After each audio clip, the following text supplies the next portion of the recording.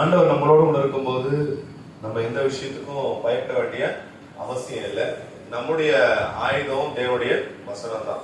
அந்த வசனத்தை கொண்டு சாத்தான் நமக்கு விரோதமாக செய்கிற எல்லா திட்டங்களையும் நம்ம என்ன செய்ய முடியும், ஒன்றுமே இல்லாம செய்ய முடியும் அப்படிங்கிறது தான் இந்த பாட்டோட அர்த்தம்.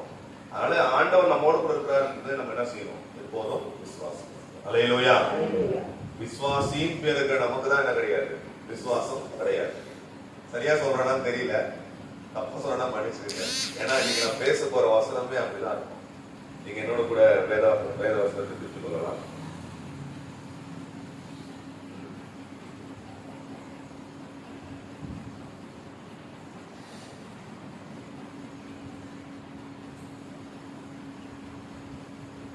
லூக்கா எழுதின சுவிசேஷம் 18வது அதிகாரம் 8வது வசனம். சீக்கிரத்திலே நியாயம் செய்வார் என்று உங்களுக்கு சொல்லுகிறேன். ஆகிலும் மனுஷகுமாரன் வரும்போது பூமியிலே விசுவாசத்தை காண்பாரோ என்றார். ஆகிலும் மனுஷகுமாரன் வரும்போது பூமியிலே விசுவாசத்தை காண்பாரோ.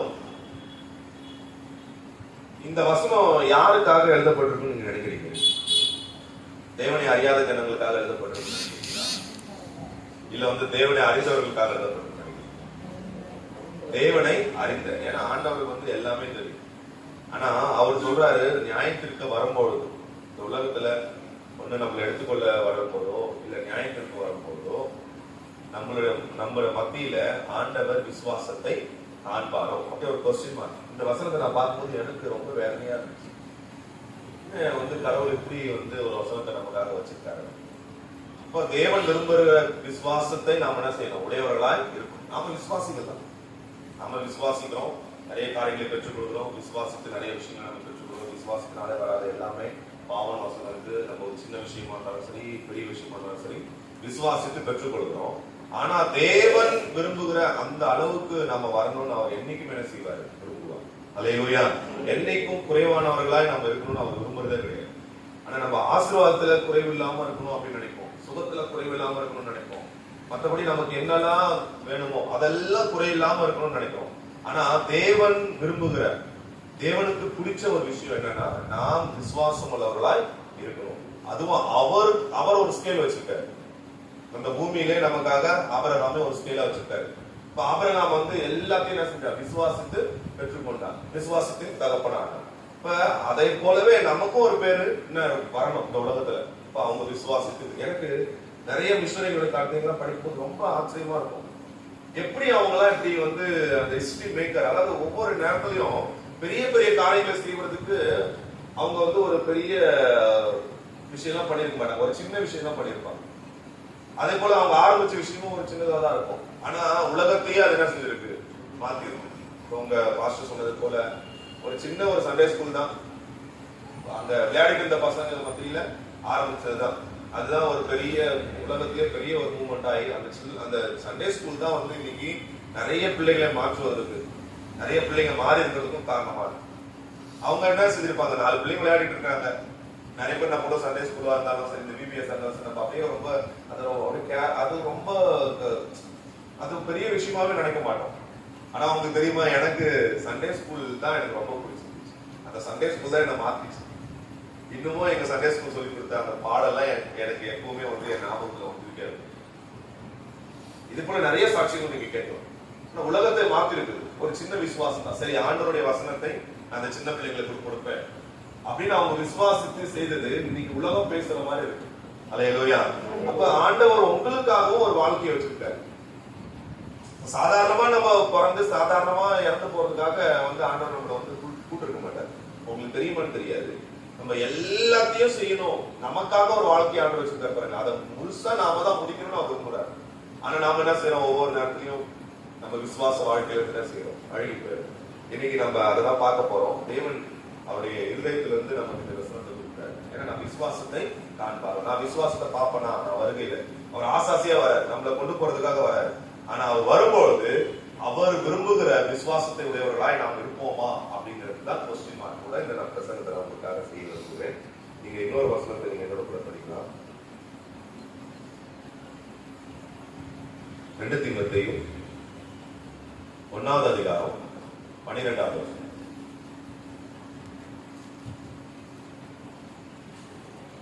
2 தீமோத்தேயு 1:12. அது நிமித்தம் நான் இந்த பாடுகளையும் அனுபவிக்கிறேன், ஆயினும் நான் வெட்கப்படுகிறதில்லை. ஏனென்றால் நான் விசுவாசித்திருக்கிறவர் இன்னார் என்று அறிவேன். ஏனென்றால் நான் விசுவாசத்தில் இருக்கிறவர் இன்னார் என்று அறிவேன். பவுல் சொல்றார். இப்ப நம்ம விசுவாசத்தை உடையவர்களா இருக்கிறோம் அப்படின்னும் போது எல்லாரும் சொல்லுவாங்க, ஆமாங்க நான் விசுவாசிங்க அடிப்பாங்க. ஆனா இன்னைக்கு நம்ம பார்க்க போற விஷயம் என்ன தெரியுங்களா? நீங்க எவ்வளவு விசுவாசம் இருக்கீங்க, நீங்க தேவனை எவ்வளவு அறிந்திருக்கிறீங்க. ஏன்னா விசுவாசில எல்லாருமே விசுவாசி தான். ஆனா தனிப்பட்ட விதத்துல நீங்க தேவனை எப்படி விசுவாசித்து அறிந்திருக்கிறீங்க, அதுதான் உங்க கிறிஸ்தவ வாழ்க்கையில உங்க மேல கொண்டு போகும். அவர் வரும்போது நம்ம போறதுக்கு அந்த ஒரு காரியம் தான். ஏன் அப்படின்னா எக்ஸாம்பிளுக்காக நீங்க ஆபிரகாமே எடுத்துக்கங்க. ஆபிரகாமுடைய காலத்துல யாராச்சும் மரிச்சு உயிரோடு எழுந்ததை அவர் பார்த்திருக்காரா? கிடையாது. அவர் எதுவுமே பார்க்கல. ஆனா ரோமர்ல அவர் விசுவாசித்த வாழ்க்கை குறித்து எழுதும் போது இல்லாத இடத்துல இருந்து இருக்கிறதை போல அழைக்கிறவராகவும் மரித்தவரை உயிரோடு எழுப்புறவராகவும் நான் அறிந்து அவர் என்ன செஞ்சிருக்கேன், ஆராதிச்சிருக்கிறேன். அப்படி அவர் ஆராதிக்கும் பொழுது அவருக்கு என்ன கிடைக்குது? ஆசீர்வாதமா ஒரு மதம் கிடைக்கும். அப்ப அவர் பாருங்க, தேவனை அவர் பார்த்ததே கிடையாது. ஆனா இயேசு கிறிஸ்துவ பார்க்கணும் அவர் விரும்புறாரு. அவருடைய காலத்திலே இயேசு கிறிஸ்துவ பார்க்கணும். ஏன்னா ஒரு விஷயம் தான், ஒரு தரிசனம் தான். தேவனோட கூட நடந்துட்டு இருக்காரு, விசுவாச வாழ்க்கையில போயிட்டே இருக்காரு. அவர் பாருங்க டிஃபரெண்டா விசுவாசிக்கிறார் தேவனை. அதனாலதான் அவரை தன்னுடைய நண்பனாய் ஆண்டவன் செய்யறாரு, நமக்கு அறிமுகப்படுத்துகிறார். இன்னைக்கு கிறிஸ்தவ வாழ்க்கையில தேவன் அப்படிப்பட்ட ஒரு விசுவாசத்தை தான் பார்க்கணும்னு விரும்புறாரு. அவங்கவுங்க வாழ்க்கையில சில பேருக்கு ரொம்ப கஷ்டமா இருக்கும், சில பேருக்கு எல்லாமே கூடி இருக்கும், சில பேருக்கு எல்லாமே சண்டை போட்டுதான் பெற்றுக்கொள்ள வேண்டியதா இருக்கும். ஆனா தேவன் விரும்புகிற ஒரு விஷயம் நல்ல கிளியரா நீங்க உங்க மனசுக்குள்ள வச்சுக்கோங்க. நீங்க அவரை இன்னார் என்று அறிந்திருக்க வேண்டும். இது பவுலும் அவருடைய சாட்சி சொல்ற, நான் ஆராதிக்கிறவரை நான் இன்னார் என்று, விசுவாசிக்கிறவரை நான் இன்னார் என்று அறிந்திருக்கிறேன். இப்ப இந்த மாதிரி உங்ககிட்ட யாராச்சும் ஒரு கொஸ்டின் கேட்டா நீங்க சொல்லணும். அது அந்த ஒரே ஒரு கதையை சொல்லக்கூடாது. அவர் இயேசு அவர் வந்தாரு, மரிச்சாரு, போனாரு, அவர் அது ஒரு ஒரு எல்லாருக்கும் தெரிஞ்ச ஒரு ஸ்டேட்மெண்ட். உங்களுக்கு என்ன செஞ்சிருக்காரு? நீங்க மிஷனரிங்களோ இல்ல யாராச்சும் விசுவாச வாழ்க்கையில சாட்சி எல்லாம் கேட்கும்போது சிரிப்பா இருக்கும். நான் அப்படிலாம் கேட்டு கேட்டு என்னுடைய விசுவாசத்தை வளர்த்து கொடுத்தேன். நான் 2-3 விஷயம் சொல்றேன் பாருங்க. ஆமா கண்டிப்பா அந்த பாஸ்டம் வருவாரு, ஜஸ்டின் அண்ணா வருவாங்க. நானும் அவர் இமாச்சல்ல அவர் பார்க்கறதுக்காக போயிருந்தோம். அது அங்க இருந்துட்டு உடனே நாங்க திரும்ப 2 பேரும் சேர்ந்து நாங்க என்ன செய்யணும், பாண்டிச்சேரிக்கு வரணும். சரி கடைசியா நாங்க குக் பண்ணிட்டே இருந்தோம். ஒரு மேகி செஞ்சுட்டு சாப்பிடலாம் அப்படின்னா, இல்ல வேற ஏதோ குக் பண்ணிட்டு இருந்தோம். அப்போ என்ன செஞ்சு கேஸ் காலி ஆயிடுச்சு. சரி நாங்க என்ன செஞ்சோம், அது பாதியா சமைச்சதே எப்படி இருந்ததோ அப்படியே சாப்பிட்டு நாங்க கிளம்பி வந்துட்டோம். இங்க எப்படியோ ஒரு 15 நாளுக்கு மேல இருந்துட்டு மறுபடியும் போய் ரொம்ப பசியா இருந்துச்சு. உடனே எதுவும் போய் வாங்கி சாப்பிட முடியாது அப்படின்னு சொல்லிட்டு நாங்க என்ன செஞ்சோம் தெரியுங்களா, அந்த கேஸை பத்த வச்சோம். நான் சொன்னேன், ஆனா ஏதே காலியா இருந்துச்சு, நான் என்ன நான் இப்படி சொல்றேன் கேட்டேன். அதெல்லாம் இருக்கும், நீங்க என்ன பாரு அப்படின்னு சொல்லிட்டு என்ன செஞ்சாரு, அவரு பத்த வச்சாரு. உடனே என்ன செஞ்சிச்சு, எரிய ஆரம்பிச்சு. எனக்கு ஒரே அதிசயம். ஆனா நீங்க இப்படி யோசிக்கலாம், நீங்க சரியா கவனிக்காம விட்டுட்டு போயிருப்பீங்க. நான் இருக்கிற இடம் பீகார். பீகாரக்காரன் இருக்கிறதுலயே பயங்கரமான வேலைக்காரன். அவங்க கிட்ட நான் கத்துக்கிட்ட விஷயம் தெரியுங்களா, கேஸ் காலி ஆயிடுச்சுன்னா அதை அப்படியே தூக்கிலாம் போடக்கூடாது. அது என்ன செய்யணும், கீழே போட்டு உருட்டணும். என்ன செய்யணும், கீழே போட்டு அப்படி உருட்டணும். ஏன்னா கேஸ் என்ன ஆயிருக்கும், அப்படியே ஒரு ஜாம் ஆயிடும். அதாவது ஒரு இடத்துல நின்றுடும். அது என்ன செய்யணும், உருட்டணும். அன்னைக்கு நாங்க எல்லாம் உருட்டி பரட்டி எல்லாம் பண்ணிட்டு, ஏன்னா நல்லா சமைச்சு சாப்பிட்டு போயிடுவாரு. அது எனக்கு அப்படியே ஒரே அதிசயமா இருந்துச்சு. என்ன இது, தேவன் எல்லாத்தையும் பாக்குறாரு பாருங்க. நீங்க உங்க பசி, உங்க துயரம் எல்லாத்தையும் பாக்குறாரு. ஆனா அந்த இடத்துல உங்க விசுவாசம் எப்படி இருக்குன்னு பாக்குறாரு. இதெல்லாம் சின்ன சின்ன விஷயமா தான் இருக்கலாம் உங்களுக்கு. ஆனா அன்னைக்கு பசியில இருந்த எங்களுக்கு தான் தெரியும் அது எவ்வளவு பெரிய ஒரு அற்புதம். இப்ப எனக்கு யாராச்சும் கேஸ் பிரச்சனை அப்படின்னு சொன்னா நான் நம்பவே மாட்டேன். நான் சொல்லுவேன், என்னுடைய தேவன் என்ன பண்ண முடியும், காலி சிலிண்டர்ல இருந்து கூட என்ன செய்ய முடியும், ஒரு வாரத்துக்கு சிலிண்டர் கொடுக்க முடியும். அல்லேலூயா. இப்ப நானும் என்னுடைய உடன் ஊழியக்காரரும் ஒரு இடத்துக்கு போயிட்டு இருக்கோம். நான் எப்பவுமே நாங்க பேக் பெஞ்ச் தான். இன்னைக்கு நாங்க முன்னாடி நின்று பேசுவோம். ஆனா பாஸ்டர் மீட்டிங்ல நான் எப்பவுமே பின்னாடி தான் உட்காருவேன். எப்பயுமே அரட்டை அடிச்சுட்டு கிண்டல் பண்ணிட்டு தான் இருப்போம். சரி, அதனால அவன் சொன்ன சீக்கிரம் கிளம்பி போயிடலாம் வா. நான் அங்க போய் என்ன பண்ண போறோம், வெள்ளக்காரன் அவன் இங்கிலீஷ்ல பேசுவான், இவங்க தமிழ்ல டிரான்ஸ்லேட் பண்ணிருப்பாங்க, நம்ம கேட்காத பிரசங்கம் ஆடி, ஐயோ இல்ல பிரச்சனையா இருக்கு, வாங்க வாங்க ஆடி. நான் அப்படி அப்படி இப்படின்னு சொல்லிட்டு லேட் பண்ணிட்டு நாங்க போனது வந்து ரொம்ப லேட் ஆயிடுச்சு. அப்புறம் பார்த்தா ரொம்ப டிராபிக் ஜாம் ஆயிடுச்சு. இப்ப நான் சொன்னப்போ அப்ப நம்ம முடிஞ்சிச்சு, நம்ம ஜாலியா போயிட்டு நேரா போய் சாப்பிட்டு என்ன பண்ணுவோம், அடுத்த செக்ஷன்ல ஜாயின் பண்ணுவோம். அவனுக்கு வந்துச்சு, அவன் ஜூனியர் இருந்தனால நான் அப்படி பண்ணிட்டீங்க, அதுக்காக தான் உங்க கூட யாரும் உட்கார கூட மாட்டேன்றாங்க. ஏன்னா பின்னாடி உட்காந்துட்டு எதையாச்சும் சொல்லிட்டே இருப்பாரு, ஸ்லீப் காட்டிட்டே இருப்பாரு. அவன் வந்து சொன்னான், அண்ணா எப்படியாச்சும் நம்ம போயிடணும், இல்லைன்னா பாஸ்டர் திட்டுவாரு, நான் பாத்துக்கிட்டா விடுறாரு. அவனுக்கு பயம் வந்துடுச்சு. அவன் சொன்னா, இல்ல நான் வந்து போய் தான் ஆகணும் அப்படின்னா. சரி எப்படி நீ போ, நடந்து போ, இந்த டிராபிக் எவ்வளவு தூரம் இருக்கு, இது வந்து எப்படி கிளியர் ஆகிறதுக்கு இன்னும் ஒரு 2 மணி நேரம் ஆகும் அப்படின்னு. அவன் என்னன்னு சொன்னா, நான் ஜோம் பண்ணுவேன், இப்ப பாருங்க டிராபிக் கிளியர் ஆகும். நான் சொன்னேன், டேய் நம்ம விசுவாசத்தை பக்தக்கும் தான் சொல்லி கொடுக்குறோம், நமக்கு அப்படியெல்லாம் நடக்கிறதுக்கெல்லாம் வாய்ப்பே கிடையாது, நீ அமைதியா உட்காந்துறேன். உடனே அவன் ஜூனியர் இருந்ததுனால உடனே அப்படியே அந்த ஆட்டோலயே வந்து கையை தூக்கி சொல்லணும், ஆண்டவரே நாங்க சீக்கிரமா போனீங்க, மன்னிச்சிருங்க, லேட் ஆயிடுச்சு அப்படின்னு. எங்களுக்கு கண்டிப்பா நீங்க வழியை திறந்து கொடுக்கணும் அப்படின்னா. நான் சொன்னேன், ஆமா இப்ப பாரு ஆண்டவர் உனக்காக அப்படியே வந்து என்ன பண்ணுவாரு, அப்படியே 2ஆ பொளந்து உன்னை அப்படியே கொண்டு போறாரு அப்படின்னு நான் கிண்டல் பண்ணேன். ஆனா கொஞ்ச நேரத்துல அவன் பிரேயர் பண்ணி முடிஞ்ச உடனே பின்னாடி வந்து எங்களுக்கு பின்னாடி ஆம்புலன்ஸ் இருந்துச்சு, அது சவுண்ட் போட ஆரம்பிச்சிருச்சு. சவுண்ட் போட்ட உடனே கொஞ்சம் அப்படியே வண்டிக்கலாம் எங்க பின்னாடி இருந்த அந்த வண்டி முன்னாடி போன உடனே ஆட்டோக்காரன் என்ன செஞ்சான், அதை அப்படியே புடிச்சிட்டு நேரா அவன் எவ்வளவு தூரம் போனானோ அவ்வளவு தூரத்துல நாம போய் என்ன செஞ்சோம், அந்த டிராபிக் ஜாம்ல இருந்து வெளியில வந்து. இது ஏன் அப்படி ஆண்டவர் வந்து நமக்கு சொல்லி கொடுத்தாரு அப்படின்னா, நம்ம விசுவாசத்துல ஒவ்வொரு நாளும் என்ன செய்யணும், வளரணும். விசுவாசத்துல நம்ம பரிபூர்ணவர்களாய் மாறினதுக்கு அப்புறம் தான் தேவனையே நம்ம என்ன செய்ய முடியும், பார்க்க முடியும். இல்லன்னா நம்ம வந்து அப்படியே மத்தவங்க சொல்றதை அப்படியே கேட்டு தான் நம்ம என்ன செய்ய முடியும், ஃபீல் பண்ண முடியும். அதனால தான் ஆபிரகாமா இருந்தாலும் சரி, பவுலா இருந்தாலும் சொல்றாங்க பாருங்க, நாங்கள் விசுவாசத்தில் இருக்கிறவரை இன்னார் என்று அறிவோம்.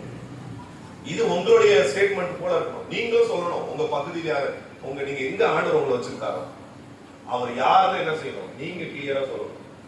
மத்தவங்க சொல்றது போல சொன்னீங்கன்னா இன்னைக்கு ரட்சிக்க போறதுக்கு வாய்ப்பே கிடையாது. இன்னைக்கும் வேதாகமம் எழுதப்பட்டு கொண்டுதான் இருக்கு. உங்களுக்கு தெரியுமா, வேதாகமம் முடிஞ்சிச்சானா கிடையாது, அது நமக்கு ஒரு முன்மாதிரியா இருக்கு, அவ்வளவுதான். ஆனா இன்னைக்கும் உங்க பகுதியில உங்களுடைய வாழ்க்கையை பார்த்து ஜனங்கள் ரட்சிக்கப்படுவதற்கு வாய்ப்புகள் நிறைய இருக்கு. அதுக்காக நீங்க தான் விசுவாசத்துல பூர்ணமுள்ளவர்களா இருக்கும். அல்லேலூயா.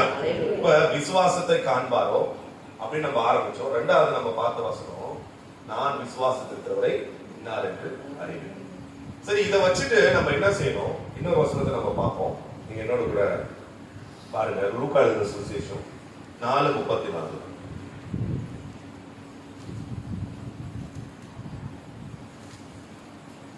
லூக்கா எழுதின சுவிசேஷம் 4:34. அவன், ஐயோ நசரேயனாகிய இயேசுவே, எங்களுக்கும் உமக்கும் என்ன, எங்களை கெடுக்கவா வந்தீர், உம்மை இன்னார் என்று அறிவேன், நீர் தேவனுடைய பரிசுத்தர் என்று உரத்த சத்தமிட்டான். உம்மை இன்னார் என்று அறிவேன், நீர் தேவனுடைய பரிசுத்தர் என்று உரத்த சத்தமிட்டான். இந்த வசனத்தை யார் சொல்றது, இந்த வார்த்தை யார் சொல்றது?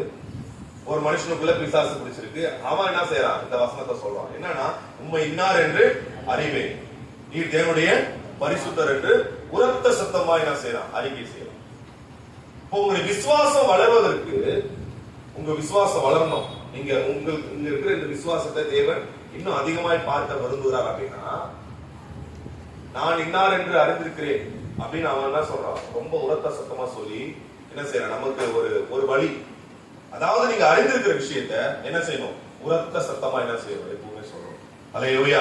அதாவது இந்த வசனத்துல இருந்து அது நம்ம பிசாசு சொல்றோம், நம்ம சொல்ல முடியாதா, நீர் இன்னார் என்று அறிவேன் அப்படின்னு. இப்ப ஏன்னா நான் பிசாசு ஓட்டும் போதுலாம் நாங்க வந்து பேசுறதுக்கு வந்து நிறைய விடவே மாட்டோம். எங்களுக்கு அப்படிதான் பேசினா பொய்யாதான் சொல்லிட்டு இருக்கோம். அதனால நானும் என் மனைவி எப்போ அப்படி பிசாசு பிடிச்சவங்களுக்கு நம்ம விடுதலை கொடுத்து நாங்க போன நாங்க 2 பேரும் பாட்டு பாடுவோம், அவ்வளவுதான் பண்ணுவோம். அதிகமாலாம் போயிட்டு ஊற்றி பரட்டலாம் பேசவே மாட்டோம். எனக்கு பிடிக்காது பிசாசு விரட்டுறதுன்றதே எனக்கு ரொம்ப போரிங்கான ஒரு விஷயமா இருக்கும். ஆனா எனக்கும் என் மனைவிக்கும் ரொம்ப ஈஸியா இருக்கும், நாங்க போய் பாட்டு தான் பாடுவோம். ஏன்னா நாங்க கத்துக்கொண்ட விஷயம் என்னன்னா, அவன் பொய்யாதான் பேசிட்டே இருக்கும், அது சொல்லும் இதை சொல்லும், அப்படியே நமக்கு உண்மையா இருக்கும். நம்ம அதை செய்யலாமா இதை செய்யலாமா, அதெல்லாம் செஞ்சுட்டு தான் வந்து இப்ப நான் வந்து ஆண்டவருக்கு ஊழியக்காரனா வந்திருக்கிறேன். ஏன்னா அது என்ன கேட்கும், எனக்கு அது வாங்கி கொடுத்து கேட்கும், இது வாங்கி கொடுத்து கேட்கும். பாவம் அந்த குடும்பத்துல எல்லாமே வாங்கி கொடுத்து அதை விரட்டுறதுக்குள்ள ஒரு பெரிய விஷயமா இருக்கும். ஆனா ஆண்டவருக்குள்ள பாருங்க, நமக்கு அனுமதியே கிடையாது அவங்ககிட்ட பேசுறதுக்கு. இப்போ நான் என்ன செஞ்சேன், போய் தான் ஆகணும். ஆனா அவங்க விசுவாசத்தினுடைய அளவுலதான் நீங்க என்ன செய்ய முடியும், அற்புதத்தையும் பார்க்க முடியும், சுகத்தையும் பார்க்க முடியும். அல்லேலூயா. அதனாலதான் இன்னைக்கு அதே பிசாசு இடத்துல இருந்து நம்ம கத்துக்கொள்ள ஒரு விஷயம் என்னன்னா, அறிக்கை செய்யணும். என்ன செய்யணும், அறிக்கை செய்யணும். அப்ப பிசாசு அறிக்கை செய்யும் போது விசுவாசிகள் பேர் வச்சிருக்க நாம என்ன செய்யறதில்ல, ஒரு நாள் நம்ம விசுவாசத்தை வெளியில பேசுறதே கிடையாது. எனக்கு ரொம்ப அசிங்கமா இருக்கும் மிஷினரியா டிராவல் பண்ணும்போது. ஏன்னா நான் என்ன நினைப்பேன், கொஞ்சம் காரியம் செஞ்சுட்டு அப்புறம் செத்து போகலாம். ஆனா டிராவல்ல போகும்போது நான் அமைதியாவே இருப்பேன், யார்கிட்டையும் பேசவே மாட்டேன். ஏன்னா எனக்கு பயம் இருக்கும், நம்ம பேசுனா நம்ம யாருன்னு சொல்லணும், அவன் எப்படி இருப்பானோ அப்படின்னு. ஆனா என் மாமியார் கூட நான் போனேன்னா அதோட பயங்கரமா இருக்கும், சும்மாவே இருக்காது. கொஞ்ச நேரம் யாராச்சும் அவங்க உட்காந்துட்டு வச்சுக்கலாம், உடனே இப்படி சீண்டும், ஏன் இப்படி மூணு இருக்கு அப்படின்னும். நான் நினைப்பேன், ஐயோ போச்சு, கண்டிப்பா இவங்களே காப்பாத்துறதுக்கு நம்ம மண்டை உடைய போகுது, அடுத்தது இவன் யாருன்னு கேட்பான், ஓ இவன் தான் மதம் மாத்தணும்னு சொல்லிட்டு நம்ம மண்டை உடைய போகுது.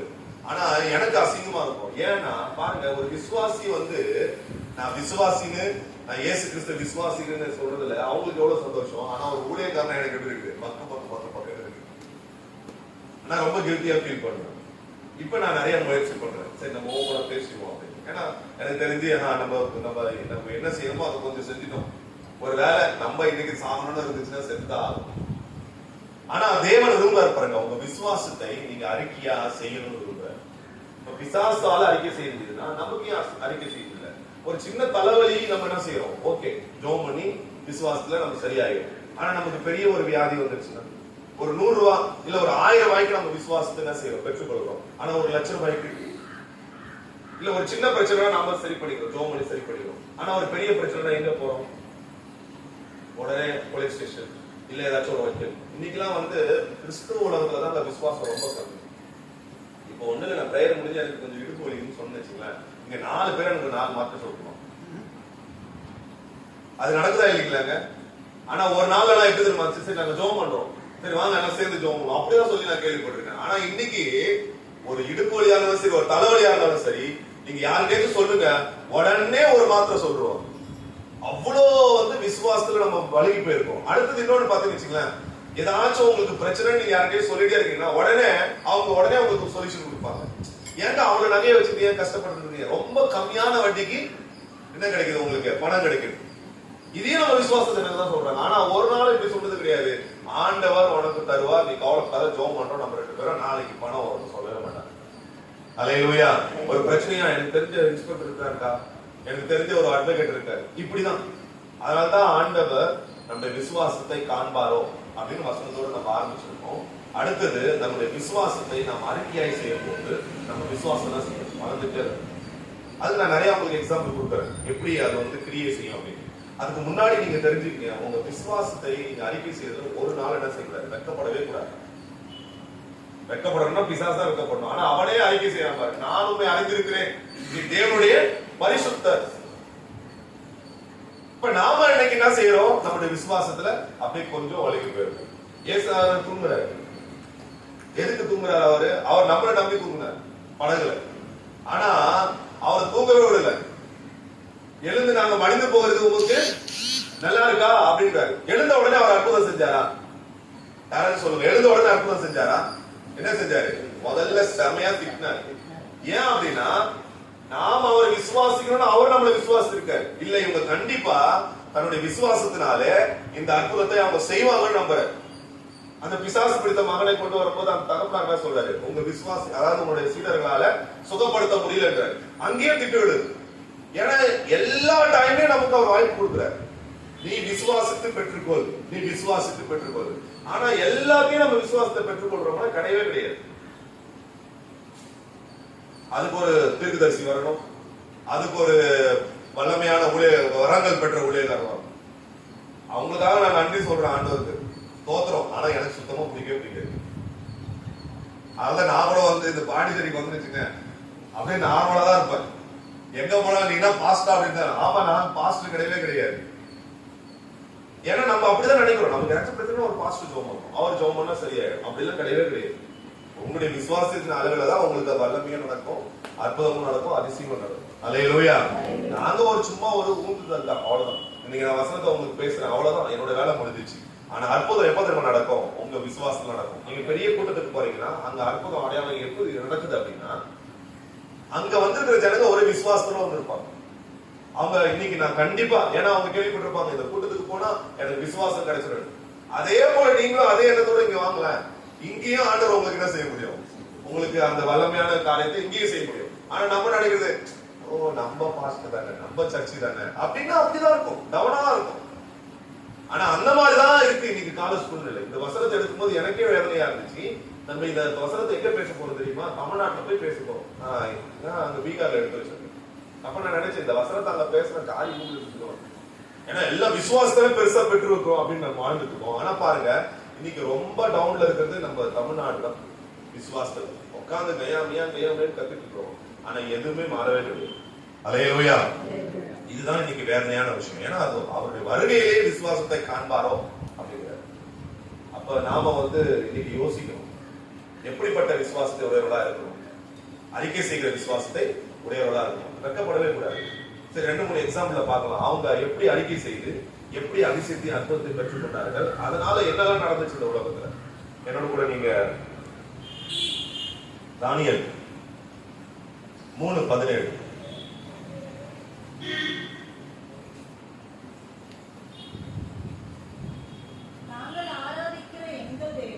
நாங்கள் ஆராதிக்கிற எங்கள் தேவன் எங்களை தப்புவிக்க வல்லவராய் இருக்கிறார். எல்லாரும் சொல்லுங்க, என்ன சொல்லுது வசனம்? எங்களை தப்புவிக்க வல்லவராய் இருக்கிறார்.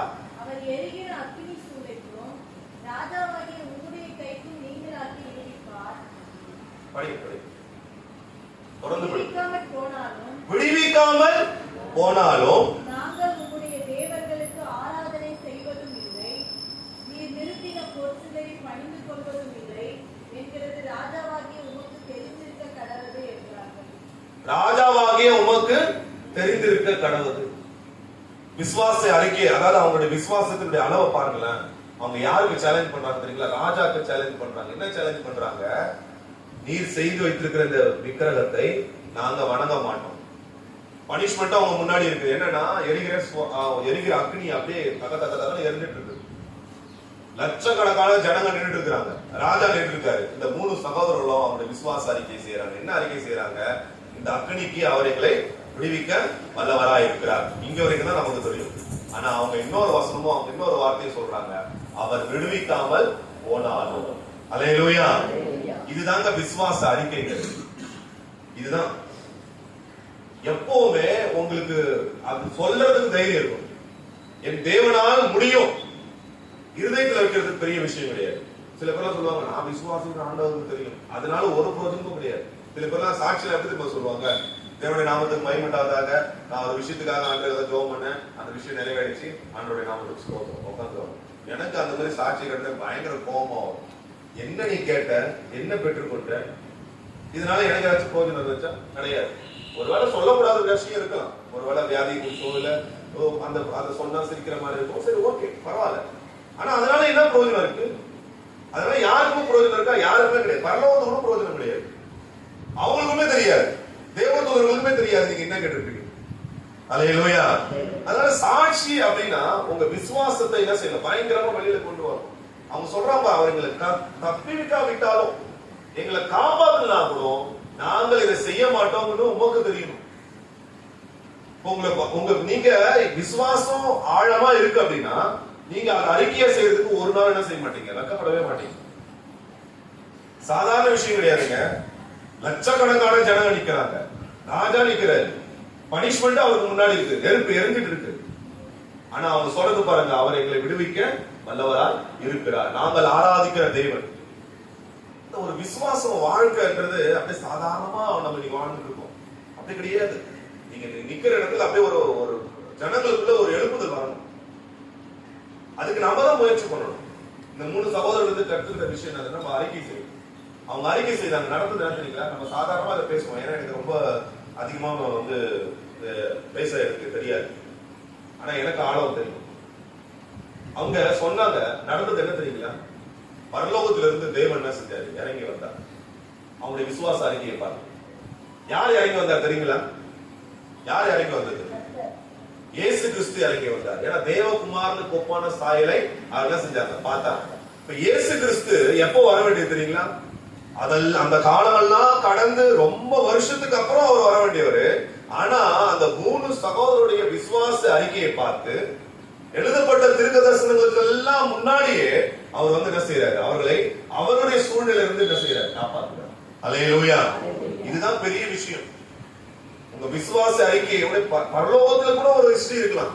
பரலோகத்துக்குண்டான வரலாற்றை கூட என்ன செய்யும்? அது மாற்றி போடும். எது? விசுவாசம் கிடையாது, உங்க விசுவாச அறிக்கை. அல்லேலூயா. விசுவாசம் நீங்க வச்சிருந்தீங்கன்னா சின்ன விஷயம் தான் நீங்க பெற்றுக்கொள்ள முடியும். நீங்க தலைவலிக்கு விசுவாசிக்கிறீங்க, சரி ஓகே, உங்களுக்கு தலைவலிக்கு சுகமாயிடும்.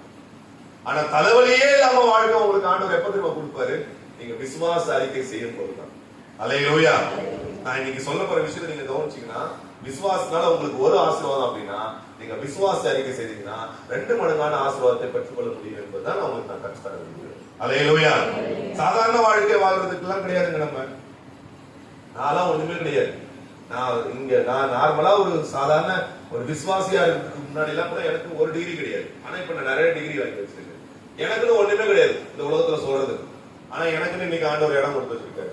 எனக்குன்னு ஒரு வேலையே கிடையாது. என்னுடைய லெவல்ல இருந்து சொல்றேன். நான் பெரிய ஆளும் கிடையாது, சின்ன ஆளும் சொல்ல வரல. என்னுடைய லெவல்ல, என்னுடைய வாழ்க்கையில இருந்து நான் சொல்றேன். இதெல்லாம் எப்ப நான் பெற்றுக்கொண்டேன் அப்படின்னா, விசுவாச வாழ்க்கையில நான் வளரும் போது. இன்னைக்கு நான் சொல்லுவேன், கண்டிப்பா சொல்லுவேன், எனக்கு தேவையானது எல்லாமே எனக்கு இருக்கு. எனக்கு தேவையானது எல்லாமே. ஒருவேளை நான் அதிகமா ஆசைப்பட்டா அது எனக்கு கிடைக்குமா கிடைக்காதெல்லாம் நான் சொல்ல வரல. எனக்கு தேவையானதெல்லாம் இருக்கு. மழையிலையோ வெயிலையோ நான் கஷ்டப்பட வேண்டிய அவசியம் இல்லை. எனக்கு என்னுடைய பிள்ளைகள், நான் மிஷனரியுடைய சாட்சி நான் கேள்விப்பட்டிருக்கேன். பிள்ளைகளுக்கு சாப்பாடு இல்லாம அழுதுருக்காங்க அப்படின்னு. ஆனா என்னுடைய பிள்ளை, என் பொண்ணுக்கு வந்து 11 வயசாகுது. இந்த 11 வருஷத்துல கல்யாணத்துக்கு ஆனதுக்கு அப்புறம் ஒரு நாளும் நாங்க பசிக்காக வந்து நாங்க இருந்ததாக எங்களுடைய வாழ்க்கையில சரித்திரம் கிடையாது. இதுக்கப்புறம் இருந்துச்சுன்னா கூட ஆண்டுக்கு நன்றி, ஏன்னா அது அந்த பாதையில அவர் நடத்துற. ஆனா இது கிடையாது. அடுத்தது ஒரு சாட்சி தந்துறீங்களா? நான் இப்பவும் சொல்லுவேன், எல்லா இடத்துலயும் சொல்லுவேன், 11 வருஷம் ஆயிடுச்சு, இது வரைக்கும் என் பிள்ளைங்களுக்கு ஒரு வியாதியும் நாங்க பார்த்ததே கிடையாது. அல்லேலூயா. ஆனா அந்த பீகார்ல நாங்க நடக்கிற ஒவ்வொரு தெருவுலையும் அவ்வளவு ஹாஸ்பிட்டல் இருக்கும், அவ்வளவு பிள்ளைங்களை வச்சுட்டு அவங்க நின்றுட்டு இருப்பாங்க. அதெல்லாம் பார்க்கும்போது எனக்கு வேதனையா இருக்கும். என்ன இப்படி எல்லாம் வியாதியில சின்ன பிள்ளைங்களை வச்சுட்டு அவங்க அழுவாங்க, கஷ்டப்படுவாங்க. எங்க விசுவாசிங்க பிள்ளைங்களை கொண்டு வரும்போது எனக்கு ஒரே வேதனையா இருக்கும், இவங்களுக்கு என்ன சொல்லி புரிய வைக்கிறது. ஆனா அந்த இடத்துலதான் 11 வருஷமா எனக்கும் இருந்தாலும் சரி, என் பிள்ளைங்களுக்கா இருந்தாலும் சரி, ஒரு வேதியும் இல்லாம நாங்க இருக்கோம். அல்லேலூயா. அப்படி என்ன எல்லாத்தையும் பயங்கரமா சாப்பிட்டு அப்படியே மாத்திரம் வந்து சாப்பிட்டு ஒண்ணுமே கிடையாது. எங்க சாப்பாடு எல்லாம் நீங்க பாத்தீங்கன்னா வாழ்க்கையே வெறுத்துருக்கு. 2 வருஷத்துக்கு முன்னாடி எனக்கே வெறுத்துருச்சு எங்க வீட்டம்மா செய்யற சாப்பாடு. செமையா எரிச்சல் ஆயிடுச்சு. பாவம் அது என்ன செய்யும், நீங்க வாங்கி கொடுக்கறதா செய்யறோம் அப்படின்னு நான் சொல்லுவோம். இது கூட ஏன்னா அப்படி வெறுத்து போச்சு. நான் என் வாழ்க்கை அப்படி நான் பார்த்தது கிடையாது. அது அந்த நாளை இன்னைக்கு நினைக்கிறேன், எனக்கு செம கோவம் வந்துருச்சு. நான் வண்டி ஏறி வந்துட்டேன், பாண்டிச்சேரி வந்துட்டேன். எதுவுமே காரணமே கிடையாது. எதுக்கு சாப்பாடு எனக்கு, ஏன்னா என்னமோ அப்படியே அது ஒரு பெரிய போராட்டம் ஆயிடுச்சு. நான் கிளம்பி வந்துட்டேன், பாவம் அது எங்க கிளம்பி போவோம். அந்த மாதிரி சாப்பாடு சாப்பிட்டுதான் என்ன செய்யறோம், வெள்ளனோட இருக்கிறோம். அல்லேலூயா. இந்த பாண்டிச்சேரியில இருக்கும்போது கூட என்னோட இடுப்பு சைஸ் வந்து 28 தாங்க. டைலர் சொல்லுவா, இது என்ன இடுப்பா, என்ன இது என்ன சின்ன உடுப்பா இருக்கும். ஆனா இன்னைக்கு வந்து 32. ஒரு சின்ன ஒரு விஷயத்துக்காக சொல்றேன், நம்ம எப்ப விசுவாச வாழ்க்கையில நீங்க வளர்றீங்களோ, உங்களுக்கு சாதாரண விஷயமா இருந்தாலும் சரி, நீங்க பார்க்க போற பெரிய ஒரு ஹிஸ்டரியா இருந்தாலும் சரி, உங்க விசுவாசத்தின் அளவுல தான் இருக்கு. அல்லேலூயா. பரலோகத்திலிருந்து தேவன் இறங்கி வந்து அவங்களுடைய விசுவாச அறிக்கையை பார்த்து அவங்களை என்ன செய்யறாரு, அவருடைய சூழ்நிலையிலே இருந்து என்ன செய்யறாரு கொண்டு வராரு. அவர் வெளியில இருந்து எல்லாம் வரல, அவங்க சூழ்நிலைக்கு மத்தியில இறங்கி அவருடைய விசுவாச அறிக்கைக்கு அங்கீகாரத்தை என்ன செய்யறாரு, கொடுக்கிறார். அல்லேலூயா. அடுத்தது அங்க நடந்தது என்ன தெரியுங்களா? ராஜா ஒரு அறிக்கை செய்யறாரு. என்ன செய்யறாரு? இஸ்ரவேலின் தேவனே நாம் எல்லாருக்கும் தேவனாய் இருப்பார். அல்லேலூயா. எவ்வளவு பெரிய ஒரு எழுப்புதல் பாருங்க. வித்தின் செகண்ட் அந்த தேசத்துல இருக்கிற எல்லா ஜனங்களுக்கும் அவங்க என்ன செய்யறாங்க, நம்ம கடவுள்னா யாருன்னா அவர் இஸ்ரவேலின் தேவன் தான். அல்லேலூயா. அதுக்காக நான் சொன்னேன், நீங்க விசுவாசிக்கிறீங்கிறது ஒரு பெரிய விஷயத்தை கொண்டு வர போறது கிடையாது. உங்களுடைய விசுவாச அறிக்கையை பார்த்து தேவன் செய்வார். அல்லேலூயா. ஏன் சொல்லுங்க, ஏன் அப்படி நடக்கும் தெரியுங்களா? அவருடைய மகிமையை அவர் யாருக்கு என்ன செய்ய மாட்டார், விட்டு கொடுக்கவே மாட்டார். நீங்க விசுவாச அறிக்கை செய்யறீங்க அப்படின்னா அது யாரை பத்தி நீங்க பேசுறீங்க, தேவனை பத்தி பேசுறீங்க. அப்ப கேட்கிறவங்களுக்கு முன்பதாக நீங்க தேவனை தான் வைக்கிறீங்க. அப்ப அது நடக்காம போறதுக்கு வாய்ப்பே இருக்காது. ஏன்னா அது நடக்காம போச்சுன்னா யாருடைய நாமம் வந்து வீணாகும், தேவனுடைய நாமம் தான் வீணாகும். அப்ப நீங்க விசுவாச அறிக்கை செய்யறதுனால நீங்க ஒரு நாள வெட்கப்பட்டு போக போறதில்லைன்றது எழுதப்பட்ட ஒரு சாதம். அல்லேலூயா. அதனால விசுவாச அறிக்கை தைரியம் நீர் அறிவி, அதாவது நாங்க அப்படி செய்ய மாட்டோம், நீ உங்களுக்கு தெரிந்திருக்க கடவுது அப்படிங்கிறான். தெரிந்திருக்க கடவுதுங்கிறான். ஏன் உனக்கு தெரியாதா? ஆனா இன்னைக்கு நம்மள வந்து யாராச்சும் கேட்கறாங்கன்னா நம்ம அப்படியே சாதாரணமா சொல்றோம், நடக்கும், ஜெபம் பண்ணி இருக்கிறேன். நீங்க என்ன நினைக்கிறீங்க? பிசாசு வந்து நாங்கெல்லாம் டிராமா எல்லாம் போடும்போது கொம்பெல்லாம் வச்சுக்கிட்டு வால்லாம் வச்சுக்கிட்டு கடைசியா நாங்க டிராமா போட்டது அப்படிதான். பாஸ்டர் ஆசிரியர் அப்போ வந்து உயிரோட இருந்தாரு. அப்போ வாழெல்லாம் வச்சுக்கிட்டு அவரை தான் சேட்டை பண்ணிக்கிட்டோம். அவர் சொன்னார், உள்ள ரொம்ப குண்டி கொழுப்பு அதிகமாயிடுச்சு அவங்களுக்கு அப்படியே சொன்னாரு. ஏன்னா அவங்க வந்து அந்த பக்கம் இல்ல அப்படியே சொன்னாரு. எனக்கு ஒரே சிரிப்பாயிடுச்சு. ஏன்னா நம்ம அதெல்லாம் பேசுறதே கிடையாது. அவ்வளவு அட்டகாசம் பண்ணோம். நீங்க என்ன நினைக்கிறீங்க? சாத்தான் அப்படிதான் இருப்பான்னு நினைக்கிறீங்களா? கிடையாது. அது அழகா கம்மல் போட்டுட்டு இருக்கும், ஜிம்கி அழகா போட்டுட்டு இருக்கும். பிசாச பத்தி சொல்றேன். அது அழகா பேண்ட் ஷர்ட் போட்டுட்டு அழகா என்ன செய்யும், உங்க பக்கத்துல வரும். எப்படி தெரியுமா வரும்? என்னக்கா ஜோமணியாக்கா அப்படின்னு. ஆமா ஆமா, என்னத்துக்கு அந்த பிரச்சனையா என்ன சொல்லிருக்கோம் நடந்துருமா? நீங்க 3 நாள் உபவாசம் பண்ணி ஜோம் பண்ணிருப்பீங்க. ஆனா அந்த பிசாசு வந்து என்ன கேட்க தெரியுமா? நடந்துருமா? தெரியல, ஜோம் பண்ணி இருக்கிறேன். நடந்தா நடக்கும், நடந்தா ஸ்தோத்திரம், நடக்கலாம் என்னது ஸ்தோத்திரம் அப்படின்னு. இது என்ன? இதை உங்களுக்கு என்ன காட்டுது? இது உங்க விசுவாச அறிக்கையை காட்டுதா, இல்ல உங்க விசுவாசத்தின் அளவு காட்டுதா? கிடையாது. நீங்க அந்த ஒரு வார்த்தையில நீங்க என்ன செஞ்சுட்டீங்க? வலிக்கு போயிட்டீங்க. அது அழகா வந்திருக்கு பாருங்க, ஜிம்மிக்கு போட்டுக்கிட்டு என்னக்கா, அதுதான் பிசாசு. ஆனா நம்ம சொல்ல வேண்டியது எப்படி சொல்லிருக்கணும்? ஜோம் பண்ணிருக்கிறேன், நடக்கும். அல்லேலூயா. அப்ப கண்டிப்பா தலை தெரிச்சு ஓடும். உங்க வீட்டுக்கு வருவாங்க, என்னக்கா ஒரே சத்தமா இருக்கு, ஜோம் பண்ணிட்டு இருந்தியாக்கா? ஆமா. நீ தான் ஜோம் பண்ற, பாருமா வீடு எல்லாம் எப்படி இருக்குதாடி. நம்மளும் சொல்லுவோம், ஆமா நீ பார்க்கணும், அப்படியே பண்ணணும், மாமாக்கு சொல்ற செய்ய மாட்டேன்றாரு. அங்க நம்முடைய விசுவாச அறிக்கை எப்படி போயிடுச்சு? அப்படிதான் போயிடுச்சு. ஆனா எங்களுடைய வாழ்க்கையில எங்க வீட்டுக்கு யாரும் வந்தாலும் சுகம் கிடைக்கும். அல்லேலூயா. அது ஒரு சாட்சி. அதனால எங்க சேலஞ்சா எப்பவுமே எங்க விசுவாசிகளாக ஜோம் பண்ணுவேன். அதோட விசுவாசம் சரியா இருக்காது. நான் உடனே நேரத்துல சொல்லுவேன், நீ 3 நாள் எல்லாத்தையும் எடுத்துட்டு வந்து பிரச்சனை தான். விசுவாசி வச்சு சாப்பாடு போட்டு 3 நாள் காப்பாத்ததெல்லாம். ஆனா நாங்க அப்படிதான் செய்வோம். ஏன் தெரியுங்களா? எங்களுக்கு விசுவாசம். எங்க வீட்டுல எப்பவுமே யார் வந்தாலும் சுகம் கேட்டேன். அல்லேலூயா. அதுக்கு எங்க வீட்டுல எங்க அக்கா ரட்சிக்கப்படாத எங்க அக்கா சாட்சி. அப்ப அப்படிதான் சொல்லுவாளே, என் தம்பி வீட்டுக்கு போனா சுகம் எனக்கு தானா கிடைச்சு. அல்லேலூயா. எப்படி? ஏன்னா எனக்கு விசுவாசம். என்னுடைய வீட்டுல யார் இருக்காரு? தேவன் இருக்காரு. அல்லேலூயா. இது ஒரு சாட்சி. அதனால என் விசுவாசிக்க தைரியமா சொல்லிடுவேன். ஆனா வந்த எல்லா விசுவாசிகளாலும் சரி, வந்த யாரும் சுகம் இல்லாம போனதே கிடையாது. அல்லேலூயா. ஏன்னா இன்னைக்கு நான் அறிக்கையா செய்யறேன் பாருங்க. இன்னைக்கு நான் அறிக்கையா செய்யறேன். இந்த அறிக்கையை தேவன் பார்த்து கண்டிப்பா இன்னும் நான் எங்க எல்லாம் சொல்றேனோ அந்த இடத்துல எல்லாம் என்ன செய்வார்? ஆண்டவர் அற்புதத்தை செய்ய முடியும். அல்லேலூயா. அப்ப அவங்க விசுவாச அறிக்கையினால அந்த அக்னிக்கும் தப்பிச்சாங்க. அவங்க செய்ய வேண்டிய வேலையை எவ்வளவு ஈஸியா அவங்க முடிச்சுட்டாங்க. அவங்க விசுவாசத்தை எல்லாருக்கும் என்ன செஞ்சுட்டாங்க? கொண்டு வந்துட்டாங்க. ஆனா இன்னைக்கு நம்ம வந்து ஜோம் பண்ணிட்டு இருக்கோம், ட்ராக்ஸ் கொடுக்குறோம், அது பண்றோம், இது பண்றோம். ஆனா ஜனங்கள் தேவனுக்குள்ள வர்றதுக்கு ரொம்ப கஷ்டமா இருக்கு. ஏன்னா நம்மளும் அப்படிதான் இருக்கிறோம். அவங்கள கூட தான் நாமளும் பேசுறோம். அப்ப இன்னைக்கு நம்ம மாற்ற வேண்டிய விஷயம் என்னன்னா, உங்க விசுவாசத்தை நீங்க என்ன செய்யுங்க? அறிக்கையாய் செய்யுங்க. ஒருவேளை நீங்க கம்மியா படிச்சிருக்கலாம், ஒருவேளை உங்களுக்கு தெரியாம இருக்கலாம், நீங்க எழுதிருக்கீங்க, நீங்க விசுவாச அறிக்கை செய்யுங்க. தேவன் எனக்கு நல்ல மார்க் கொடுப்பார் அப்படின்னு நீங்க விசுவாசிங்க, கண்டிப்பா தேவன் நல்ல மார்க் கொடுப்பார். உங்களுடைய பிரயாசம் ரொம்ப கம்மியா இருந்தாலும் பரவாயில்ல, உங்க விசுவாச அறிக்கையை தேவன் பார்க்கலாம். நீங்க சின்ன வேலை தான் பண்றீங்க, ஆனா உங்க கடன் பிரச்சனை எல்லாம் முடியவே முடியாதுன்னு நினைக்கிறீங்க. ஆனா நீங்க எப்படி சொல்றீங்க? நீ கடன் கொடுக்க நீ என்ன செய்ய மாட்ட, கடன் வாங்காதிருப்பாய், நீ கடன் கொடுப்பான்னு வசனம் சொல்லு. அப்ப என் தேவன் இந்த சூழ்நிலையை மாற்றுவார். நீங்க தைரியமா சொல்லுங்க. கடன் வாங்கும்போது சொல்லுங்க, இதை கண்டிப்பா நான் திரும்ப கொடுப்பேன் அப்படின்னு சொல்லுங்க. தேவன் அதுக்கு கண்டிப்பா பார்த்து கண்டிப்பா என்ன செய்வார்? அந்த சூழ்நிலை ஏற்படுத்தும். கண்டிப்பா நீங்க சுகமே பெற்றுக்கொள்ள முடியாதுன்னு டாக்டர் சொல்லுவாங்களே, எங்க எல்லா வேலையும் முடிஞ்சிச்சு அப்படின்னு. ஆனா அதே டாக்டர் ஒரு வார்த்தையும் சொல்லுவாரு, இனிமேட்டு உங்க வேலை தான் இருக்கு அப்படிங்கிறாரு. அங்க இருந்துதான் நம்மளுடைய வேலையா ஆரம்பிக்குது. அப்ப அங்க டாக்டர் கிட்ட சொல்லணும், கண்டிப்பா ஜோம் பண்ணுவோம், சுகம் பெற்று போயிடுது. அல்லேலூயா. எத்தனை பேர் சாட்சியா இருந்தவங்க இருந்துக்கிறீங்களா? சொல்றா, அப்படியே போயிட்டே இருக்கும். அப்ப தேவன் எங்களை விடுவித்தாலும் விடுவிக்காவிட்டாலும், அப்ப நீங்க இப்படி அந்த ஒரு முடிவுக்கு வரணும். நான் என்னுடைய வேலையை முடிச்சிட்டேன், இதுக்கப்புறம் அவருடைய வேலை தான். அல்லேலூயா. அதுதான் பயங்கரமான விசுவாச அறிக்கை. அடுத்தது இன்னொரு விசுவாச அறிக்கை நம்ம பார்ப்போம்.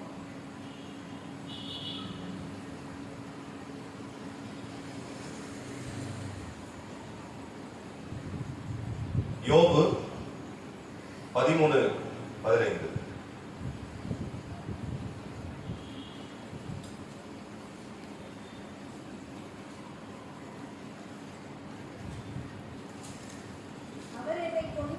அவர் என்னை கொன்று போட்டாலும் அவர் மேல் நான் எப்படி இருப்பேன்? நம்பிக்கையா இருப்பேன். இது ஒரு விசுவாச அறிக்கை. அவர் என்ன செய்யறாரு தெரியுங்களா? அவங்க மனைவி முன்னாடியும் அவருடைய சகோதரர்கள், அதாவது அவர் நண்பர்களுக்கு முன்னாடி என்ன செய்யறாரு? ஒரு அறிக்கையை செய்கிறார். என்ன அறிக்கை செய்கிறார்? அவர் என்னை கொன்று போட்டாலும் அவர் மேல் நான் நம்பிக்கையா இருப்பேன். அவங்க மனைவி வந்து சொரிஞ்சு கை வலி தாங்கல. அது சொல்ல ஆரம்பிச்சு. என்ன சொல்ல ஆரம்பிச்சு? தேவனை தூஷித்து ஜீவனை விடுமையா. என்னால இதுக்கப்புறம் என்ன செய்ய முடியாது, சொரிய முடியாது. ஏன்னா அப்ப ஏவோட சூழ்நிலையில அவர் என்ன செய்ய முடியாது, அந்த ஓட எடுத்து என்ன செய்ய முடியாது, அவரை சொரிய முடியாது. எப்படிப்பட்ட வேதனைகள் இருக்காரு பாருங்க. ஆனா அந்த வேதனையிலும் அவர் ஒரு விசுவாச அறிக்கை செய்யறாரு. என்ன விசுவாச அறிக்கை செய்யறாரு?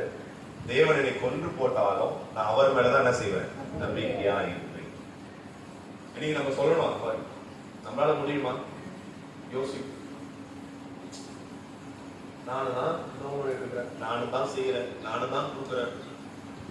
ஆனா எப்ப மாறுமோ அப்படின்னு நம்ம நினைச்சிட்டு இருக்கோம். எப்ப மாறுமோ, எப்ப மாறுமோன்றது நம்ம கையில் கிடையாது. இன்றைக்கு உங்களை பரிசுத்தப்படுத்திக் கொள்ளுங்கள், நாளைக்கு உங்கள் மத்தியில என்ன செய்வாரு, ஆண்டவர் அற்புதத்தை செய்வாரு. இன்னைக்கு நம்முடைய வேலை. அப்ப யோபு என்ன சொல்றாரு, அவருடைய விசுவாச அறிக்கை, அவர் என்னை கொன்று போட்டாலும் அவர் மேல் நான் என்ன செய்வேன், நம்பிக்கையா இருப்பேன். சரி, இந்த விசுவாச அறிக்கையில என்ன நடந்துச்சுன்னு உங்களுக்கு தெரியும்ல? என்ன நடந்துச்சு சொல்லுங்க. வேதத்தை நீங்க படிக்கிறவங்களா இருந்தா உங்களுக்கு தெரிஞ்சிருக்கும். சொல்லுங்க, என்ன நடந்துச்சு? இந்த விசுவாச அறிக்கையை தேவன் கேட்டதுக்கு அப்புறம் அவருடைய வாழ்க்கையில என்ன நடந்துச்சு?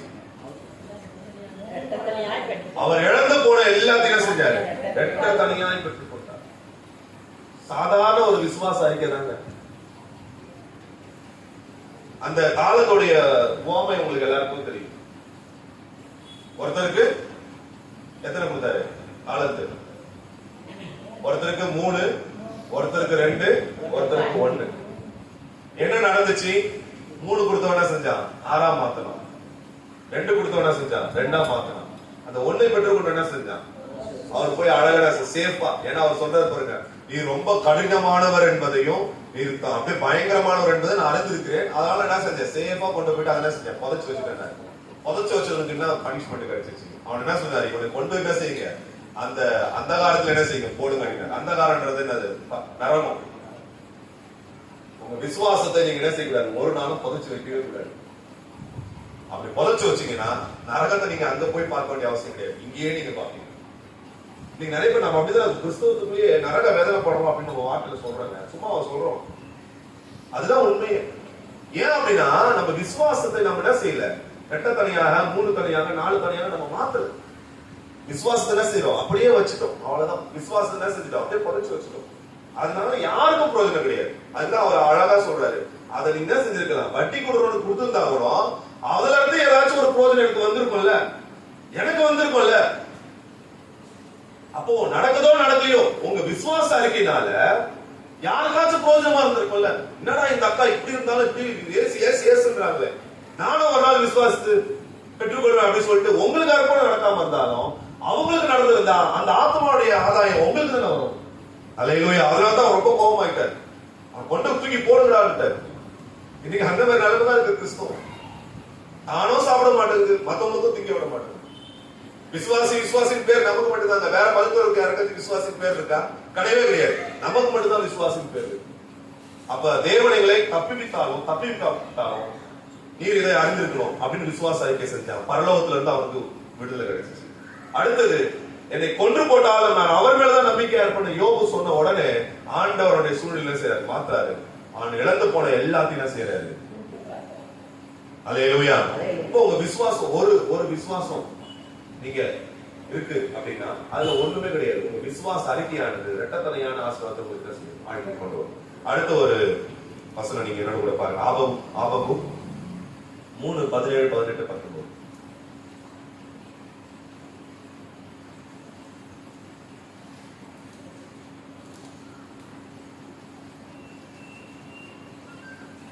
ஆபகு 3, 17, 19.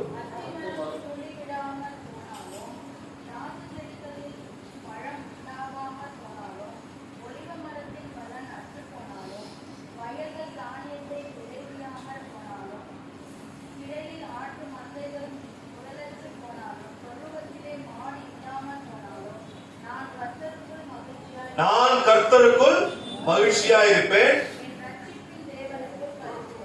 இது என்னது, விசுவாச அறிக்கை. என்ன அறிக்கை செய்யலாம் பாருங்க. அத்திமரம் துளிர் விடாமல் போனாலும், திராட்சை செடியிலே பழம் உண்டாகாமல் போனாலும், வயலிலே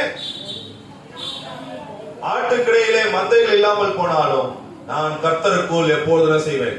மகிழ்ச்சியா இருப்பேன். என் தேவனுக்குள். இது விசுவாச அறிக்கை. சரி, இந்த விசுவாச அறிக்கை அவங்க எப்படி செஞ்சிருப்பாங்க அப்படின்னா, அவங்களுக்கு கண்டிப்பா விசுவாசிக்கிற எல்லாருக்குமே தெரியும், மனுஷன் அப்பத்தினால மாத்திரமல்ல தேவனுடைய வார்த்தையினால கூட என்ன செய்யுது? பிழைக்கிறது. அல்லேலூயா. இன்னைக்கு சில பேர் நம்ம பேசும்போது அப்படியே சொல்றது அப்படியே உண்மையா இருக்குங்க. ஒரு ஜான் வயிற்றுக்காக தான் இதெல்லாம் பண்றோம் அப்படின்னு. ஆனா எனக்கு தெரிஞ்சு பாண்டிச்சேரியில யாருக்கும் ஒரு ஜான் வயிறுலாம் இல்லைங்க. இந்திக்காரங்க தான் ஒரு ஜான் வயிறு இருக்கு. நான் இந்திக்காரன் பாருங்க, எனக்கு ஒரு ஜான் வயிறு தான் இருக்கு. நான் இந்திக்காரன், எனக்கு ஒரு ஜான் வயிறு தான் இருக்கு. பாண்டிச்சேரியில யாருக்காச்சும் ஒரு ஜான் வயிறு இருக்குங்களா? கிடையாது. அப்படியே இப்படி மேல ஏறி வரும். ஆனா அவங்க சொல்றது எடுத்து சொல்லுவாங்க, இந்த ஒரு ஜான் வயிற்றுக்காக தான் இருக்கிறாங்க. ஆனா இங்க பாருங்க, வர அருமையா வசனம் சொல்லுது பாருங்க, எதுவுமே இல்லாம போனாலும் நான் கர்த்தருக்குள் என்ன செய்வேன்? சந்தோஷமா இருப்பேன். ஏன்னா தேவனுக்கு இந்த உலகத்துல இருக்கிற ஆசீர்வாதத்தை கூட உங்களுக்கு ஆசீர்வதிக்கணும் அவசியம் கிடையாது. அவனுக்கு விதைச்சாதான், அது வந்தாதான் அவனுக்கு சாப்பாடு. அவன் ஆடு வளர்ப்பான், அதுல அவனுக்கு திரும்ப வந்தாதான். ஆனா நமக்கு அப்படிலாம் கிடையாது. எது இருந்தாலும் சரி, இல்லாத சரி, தேவனுக்கு நம்மை போஷிப்பதற்கும் நம்ம வாழ வழிப்பதற்கும் எல்லாத்துக்கும் அவர்கிட்ட என்ன இருக்கு? வழிகள் உண்டு. அல்லேலூயா. ஆனா அதெல்லாம் நம்ம எப்ப பெற்றுக்கொள்வோம் தெரியுங்களா? உங்க விசுவாசத்தை நீங்க வீர முழக்கமா அறிக்கை செய்யும் பொழுது. அல்லேலூயா. கர்த்தருக்குள் எப்பொழுது செய்வேன்? மகிழ்ச்சியா இருப்பேன். எந்த சூழ்நிலையும் நம்ம மகிழ்ச்சியை எப்ப நம்ம இருக்க முடியும்? உங்க விசுவாச அளவு அப்படியே எவ்வளவு தூரம் எழும்பி இருக்கும். அதுதான் விசுவாசம் உடையவர்கள் தான், நம்ம இல்லைன்னு சொல்லல. ஆனா தேவன் உங்களிடத்துல அற்புதத்தை செய்யணும், அதிசயத்தை செய்யணும் அப்படின்னா உங்க விசுவாசத்துடைய அளவு அதிகமா தான் இருக்கும். இப்ப நான் இன்னைக்கு நிக்கிறேன், இந்த பாண்டிச்சேரியில நான் நின்று பேசுறேன் அப்படின்னா நான் என்னத்தை பெற்றுக்கொண்டிருப்பேன்னு நீங்க நினைக்கிறீங்க? விசுவாசம். இதே பாண்டிச்சேரியில என் பாக்கெட்ல எவ்வளவு பணம் இருந்துச்சுன்னு எனக்கு தெரியும். இன்னைக்கு அந்த மாதிரி இல்லைன்னா கூட அவ்வளவு தைரியமா இருக்க முடியுது. ஏன்னா நான் பெற்றுக்கொண்டது என்னது? இயேசு கிறிஸ்து. அல்லேலூயா.